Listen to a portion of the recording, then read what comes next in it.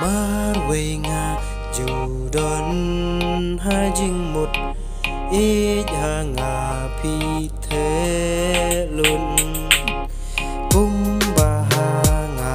ít đi la rai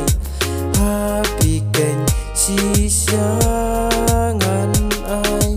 đến con Disney ya ngà phi